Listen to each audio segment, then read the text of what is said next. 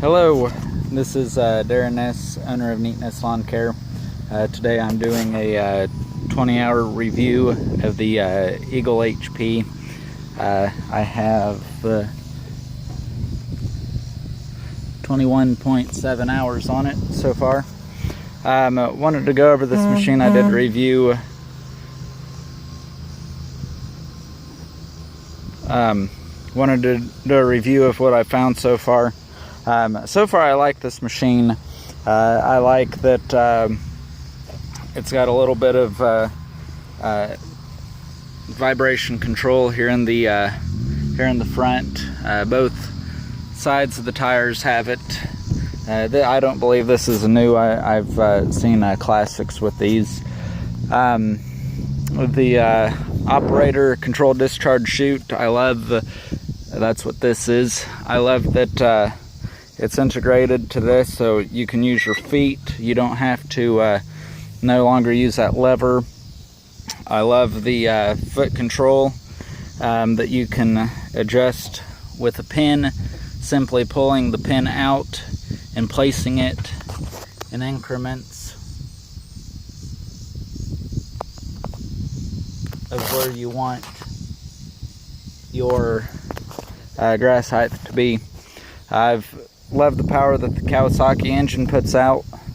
I like how each wheel has its own fluid. I like that if one side goes out, it's not going to contaminate the whole machine. Something else that,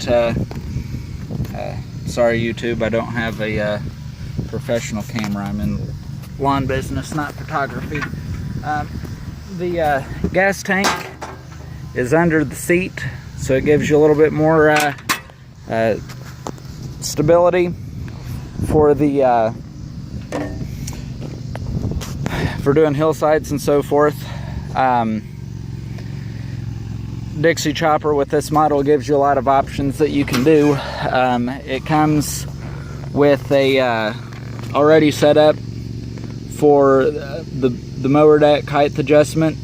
I believe you just buy a kit and then it plugs right in.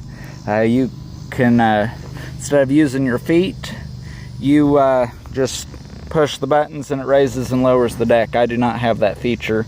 Also comes with a light. I don't have lights on mine. That's just a feature as well that you can buy on afterwards. So this is the chute. It locks in place. It's closed. You push down with your heel and it raises the chute. When you've got the deck raised up, you can just simply pull that pin and stick it wherever you want it. Just slides in and out. You have one fuel filler here, and of course your roll bar. One thing that a couple things I've got a complaint on so far, and Dixie Chopper, I would like you guys to maybe make note of this. There's a step here that allows you to step on. I believe that this gap is too, that's a pretty good step. Naturally, I want to step right here. Unfortunately, right there's a spring and it sticks just above the frame.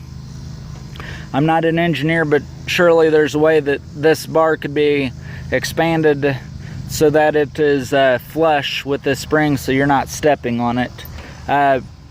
One day, the first day I had this mower, I used it for half a day, came home for the weekend, went back out Monday morning, hadn't even used it all weekend, and I came out and the spring had busted. Luckily it was, I've got a very good dealer. I would highly recommend them if you're in Indiana. Primier Outdoor in Franklin.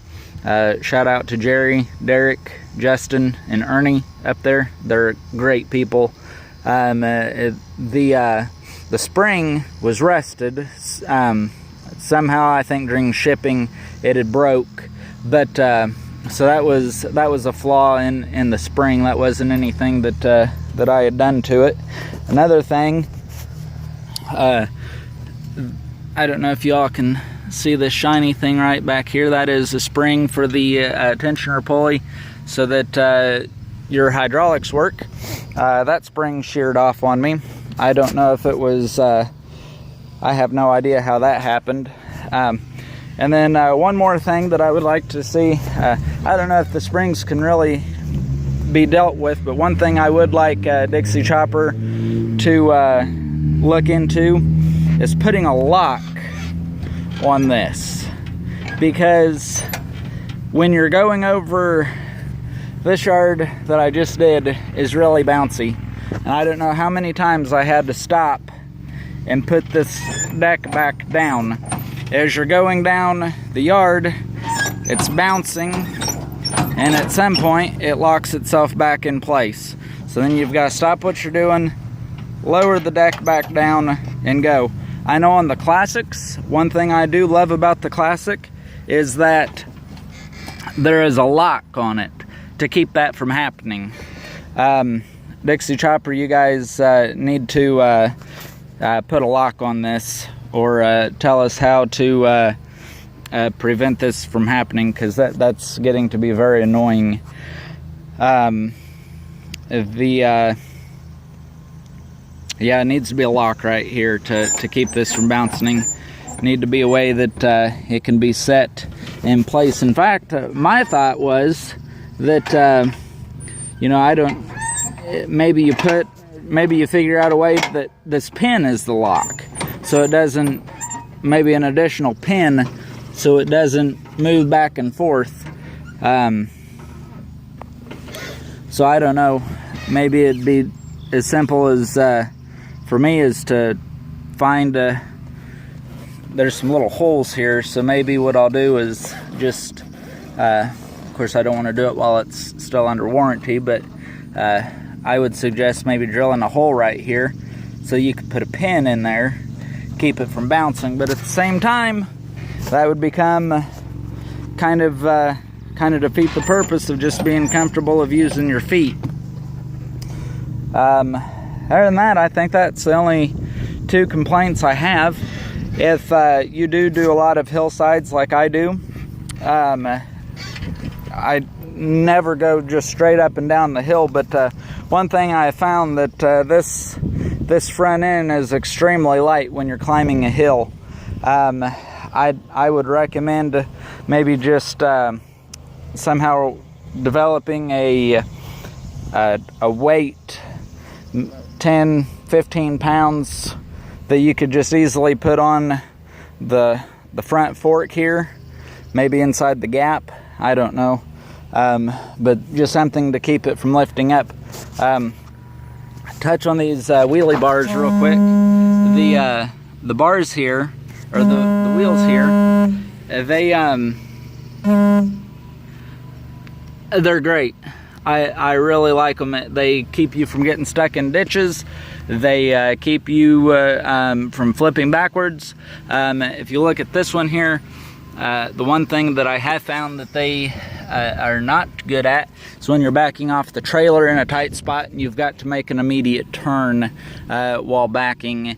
The metal that they've used here is kind of, you know, it's not, if I was doing this setup, I would have used something a little bit more stout. For spending, well, if you guys are looking at this machine, you know what the cost of this is in your area. For the cost of this machine, I would have expected the wheelie bars to be more stout. I would have expected the spring to be in a little bit more natural location, especially, you know, if they're forcing, you know, that they're giving you that nice step to use. And then for the money that we're spending on these machines, I definitely would have thought there would have been a lock on here. Guys, if there is a lock on here and I just am not aware of it, please let me know. I like the code start. Factory is 1, 2, 3, 4. I have since changed that. Then you start the button down until it starts. If you want to change your code, you enter your code down, hit these two buttons, enter your hit these two buttons, enter your code in, engage your blades, enter your code in one more time, push your blade down, and you've changed it.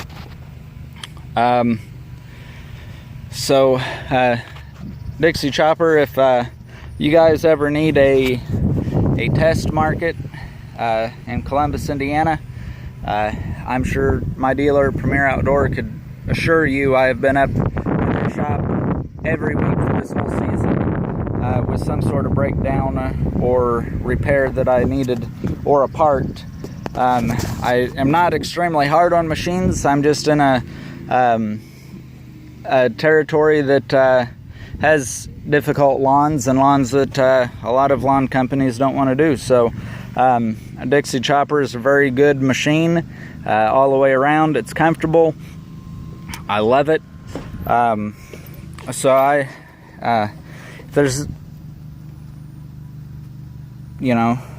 if there's anything else that you guys have a question about, I do like the belt setup. It seems very easy. You don't have to take any pulleys or anything off. I like that the fuel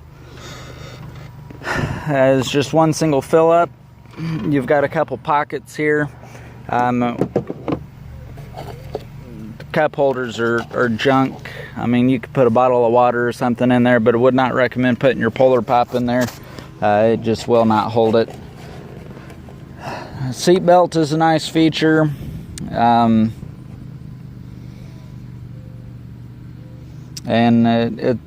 I just like this machine. I think if you're looking for a new mower, I think you'd be extremely happy with the Dixie Chopper Eagle HP. This is the 72 with the Kawasaki motor. It has plenty of power. So, sorry for the long video. Thank you guys for watching. God bless.